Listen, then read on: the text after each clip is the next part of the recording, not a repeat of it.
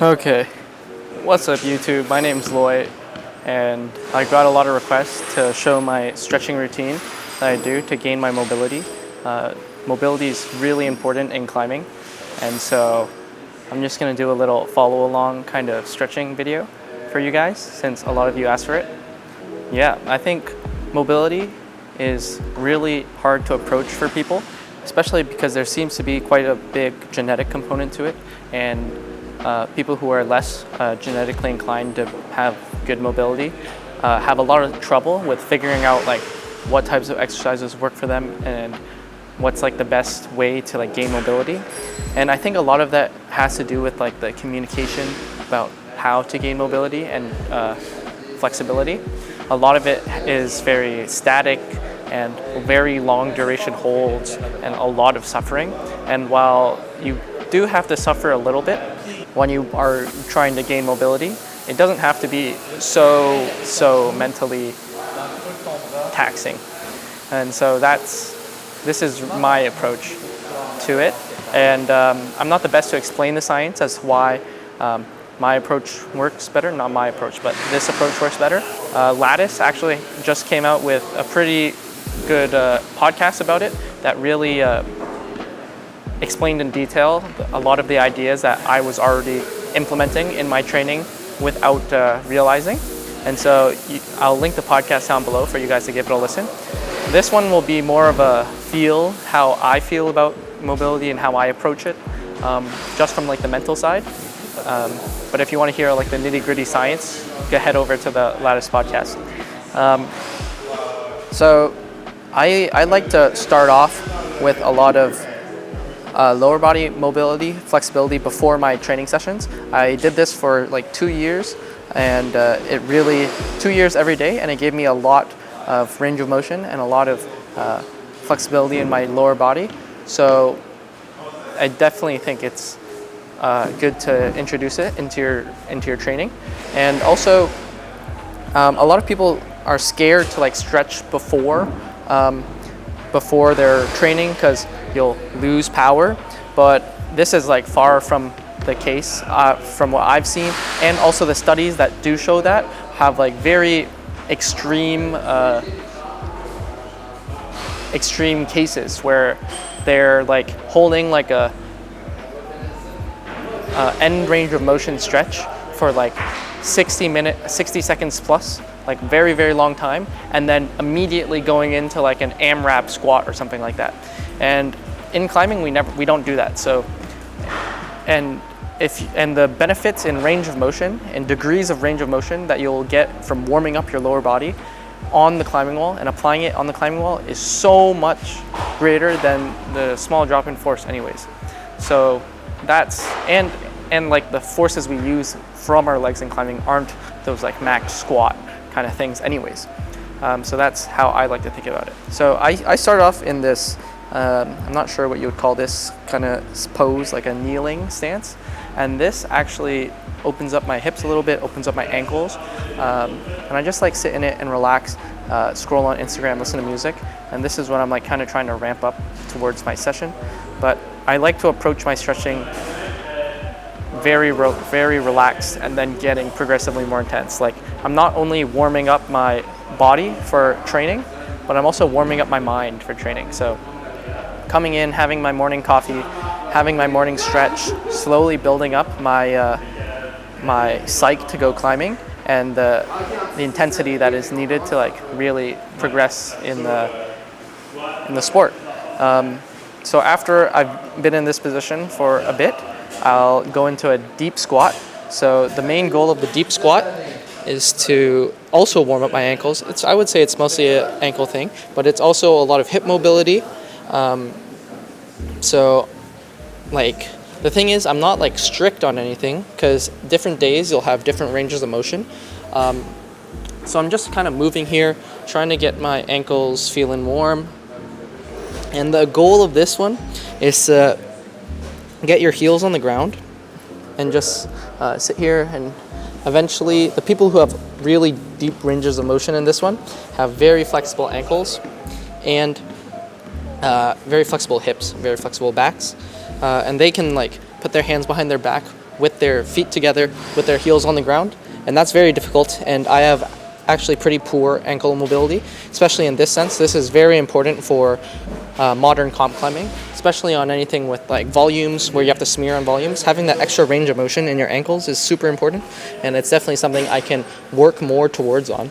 But yeah, so I just hold this position for quite a while. You'll see that most of the exercises have to do with your ankles and your hips. Those are definitely the most important parts. But another thing that I think that modern conversations about mobility and flexibility lack is that they emphasize the idea of stretching like one muscle at a time. So a lot of people will think about, oh, I need to stretch my hamstrings, I need to stretch my quads, or my glutes are tight, or my ankles are tight. But I find that with that type of approach, people can kind of lose the picture, the idea of the big picture, where all of these muscles and their ranges of motion work cohesively together. So by stretching your hamstring, you can actually gain range of motion in your quads, and by stretching your quads, you can gain range of motion in your hamstrings and your hips, everything. Like everything works together. So another reason for this approach of going slowly in my warm-up is that I'm warming up all the different parts of my body, of my lower body, of my hips, of my back, of my ankles, of my legs, so that I can push all of my range of motions in all the different ways without neglecting anything. Because I feel like a lot of people will get really flexible in their hamstrings, or really flexible in their quads, or really flexible in their hips, but they'll end up neglecting like a certain part, and they don't actually have that much capacity overall for their mobility, right? And climbing is a very diverse movement sport, so you want to be able to move in every single way. So here, like my ankles are starting to burn, the front of my shins are starting to burn. These muscles are getting heavily activated in this deep position. So I'm gonna give it a rest and go back to my kneeling. Here you can like lean back and stretch your quads and stretch your hip flexors as well. So it's less like stretching, and I'm kind of just moving around, get the blood flowing. While this type of thing, this kind of low level of mobility and stretching can increase your range of motion, and I definitely think it helped a lot to like just grease the groove and be in the right motor patterns. This isn't what's gonna be giving you those deep increases in range of motion, and we're gonna tackle like those ideas later on after I finish this kind of warm up. But so these are really just more of like warming up. It's actually like straight up warming up. You're warming up either for a deeper stretching session or for your climbing, and I think it's really good for everything. From here, I like to go into a lunge. So this is definitely to open up those hip flexors, and also it can help for this front angle. This is a very important stretch. It just really unlocks a lot of that hip flexor strength, hip flexor range of motion, getting that foot behind you and getting your knee over your toe. And it just feels good.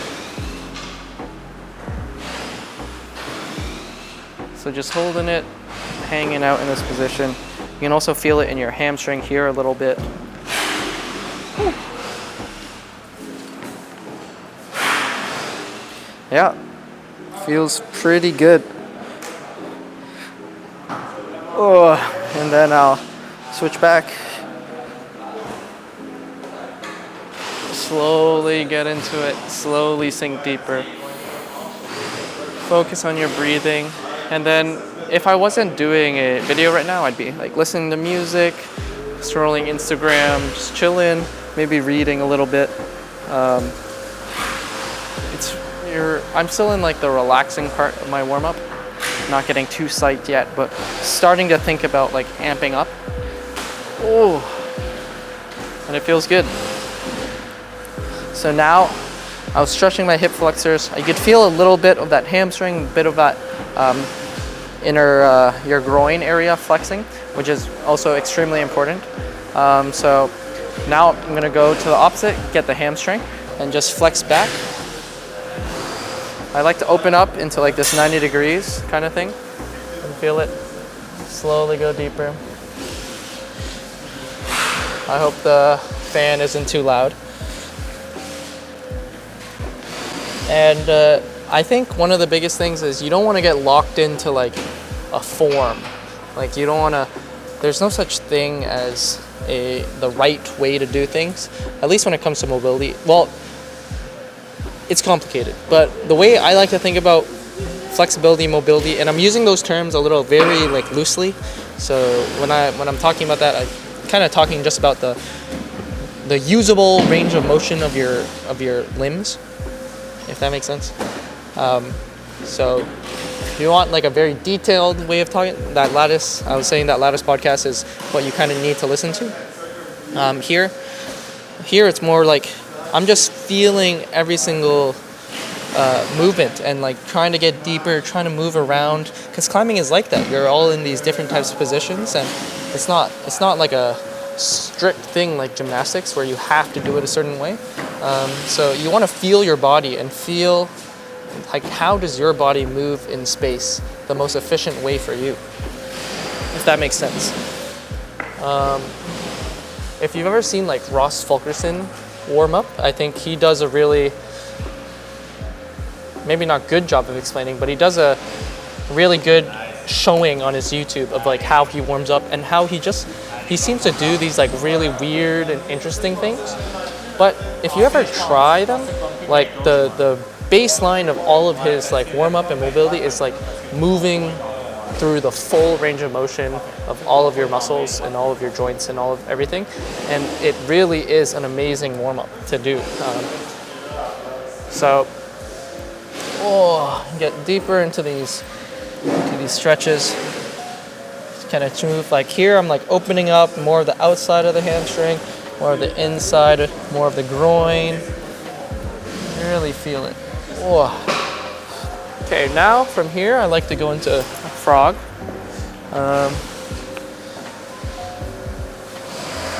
And just open up the groin. I think this is one of the most fundamental exercises you could probably do if you want to become better at climbing.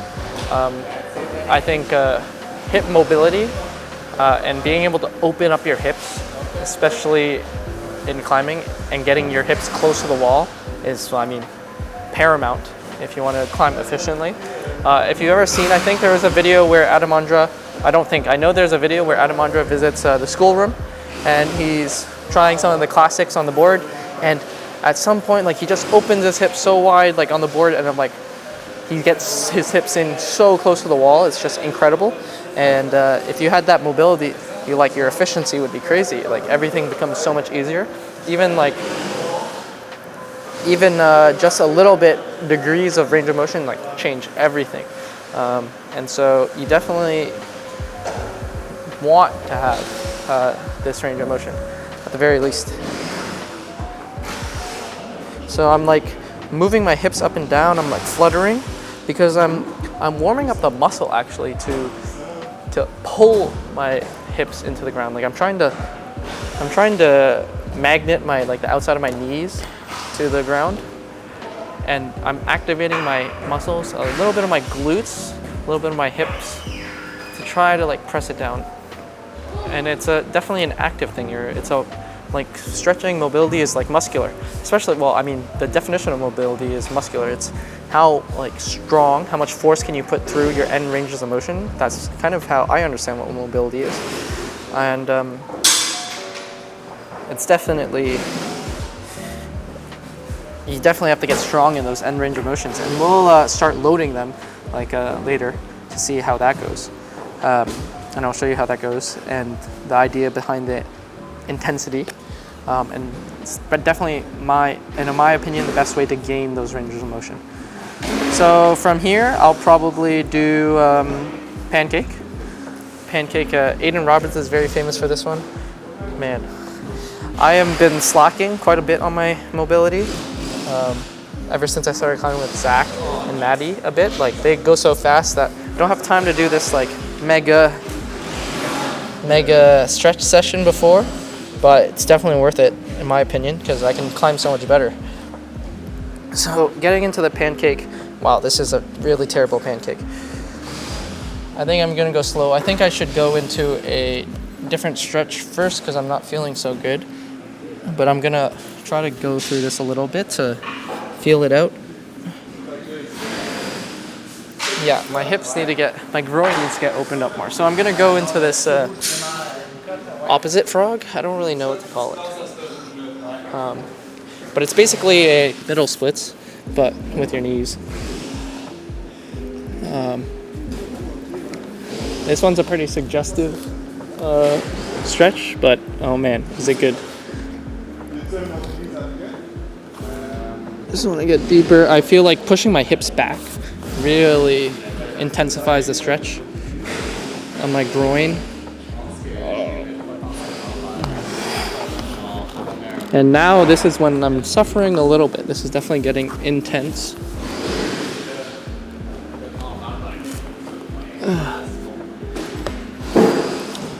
I like this stretch a lot more than splits.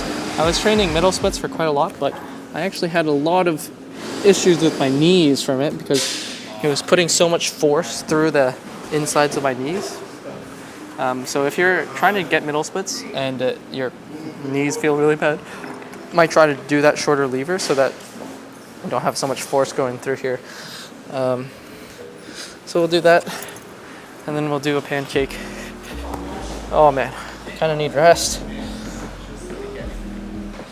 Yeah, so it's also important to rest. I'm like sore when you're doing exercises, and I haven't done this in a while, so I'm feeling taxed in this groin area, so definitely should get back on it. But yes, this is like muscular training, and you need to rest between sets, of course, so don't forget to do that. Pancake is hard.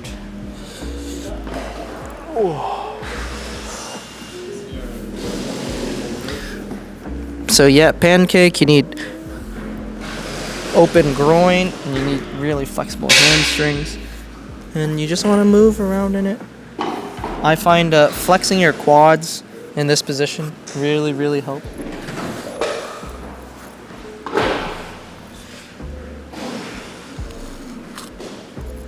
Oh. Yeah, if you ever stretch and you need to get deeper into any position, if you flex the opposite muscle that you're trying to stretch, it'll actually relieve tension on the muscle, and you'll be able to go deeper into the stretch. Just a thought. So like, for example, I'm trying to stretch my hamstrings. If I flex my quads, it'll allow me to go deeper into it. Oh. Ah. And I'm cooked. Some really hard training. It really is, but it's very rewarding.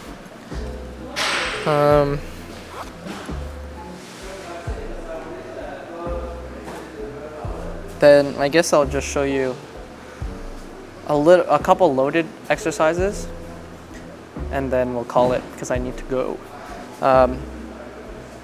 But yeah, this is basically where I would kind of call it. I probably would do a little bit more because that was a little unsatisfied usually before moving on to like either more deep stretching or climbing. But this was a pretty good overall idea of like what I do. And I mean, I think I probably should have tried all these positions before and after so I could show you what difference it makes. But I would say it gives me at least a good like 5 degrees of range of motion in my hips and my hamstrings and everything.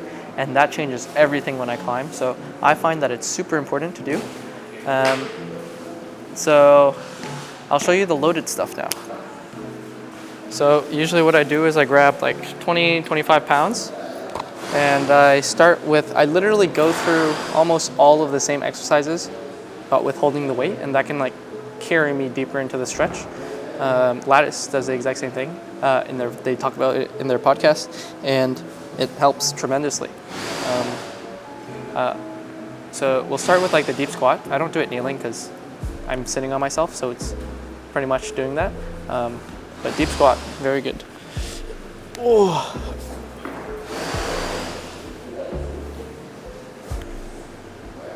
So yeah, I'm just sitting here, chilling with a weight.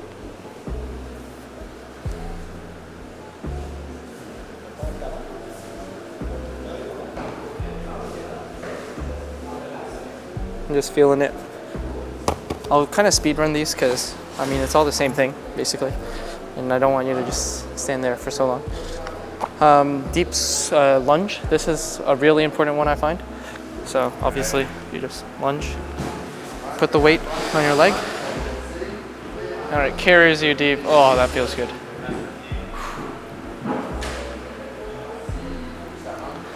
Yeah, you can like just immediately tell that you're getting into a deeper stretch and really feel it. And the thing is, you don't want to put too much weight, right? So depending on where you're at, like maybe 10 pounds is all you need, because you definitely don't want to like put too much weight and then force yourself into a position where you get injured. So you want to watch out for yourself on that. So I'm pretty used to doing this, so I know like what my limits are. So but start off like with less weight than you think you need and build up, because you have so much time. No need to rush anything, and you don't want to get hurt.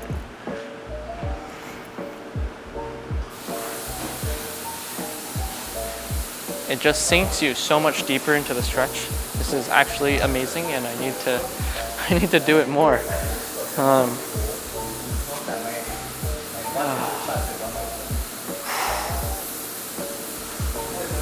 Okay, here, and then what else do I need to do? Say butterfly. Butterfly, you need 2 weights. This one is definitely one of the most satisfying ones you could do, but be careful, you could definitely hurt yourself by accident. Bring your legs in, butterfly. I'm feeling pretty activated, that's good. And then weights.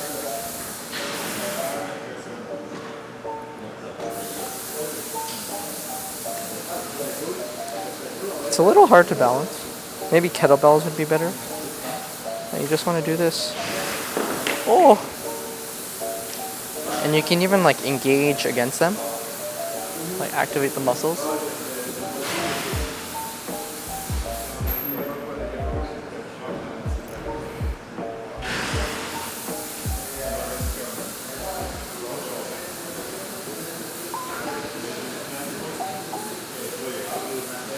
Oh, okay.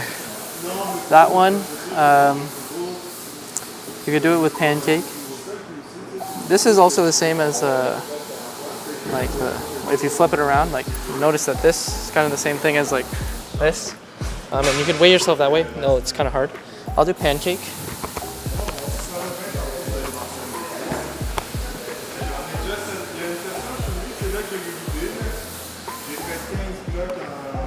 I don't know if you could see, but my range of motion is already better in my pancake. Oh, that's deep. And hold it. Flex the quads. Bend over.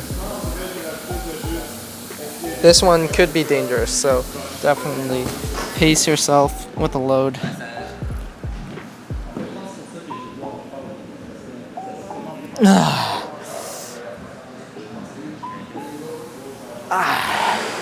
And I don't know if you saw it there, but like I'm kind of like going into the stretch and coming out of the stretch, and you want to kind of think of those as like reps. So maybe think about like one stretching thing set, and then the amount of times you enter into the range of motion as reps, and that's like the intensity that you're building is that's what's giving you that extra range of motion. And you don't have to hold it for like a minute or 2 minutes. You can just enter into it and come back, enter into it and come back. As long as you're pushing yourself, you'll gain range of motion. And that's basically what the lattice thing talks about. It's a really, really good podcast, so you should definitely listen to it. But it might not all make sense until you like actually apply yourself to do it. Then there's one more I'd like to do. I'll see if I can like film it well, and then we'll say goodbye.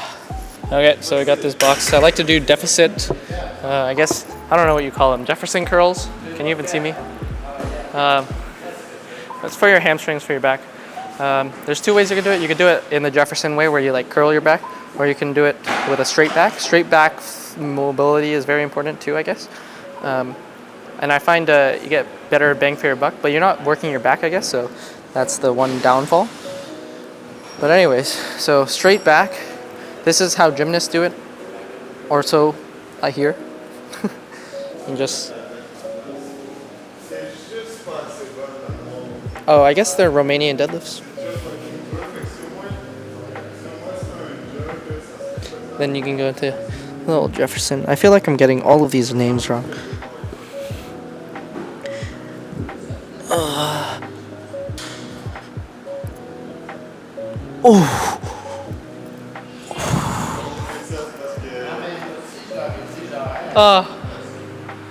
Okay, one more rep.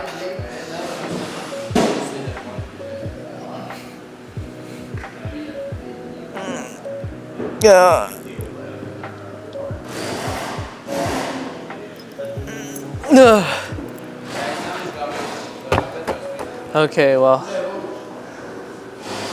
okay, that's kind of the whole mobility thing. I hope this video is not too long, but I hope you guys took a lot out of it.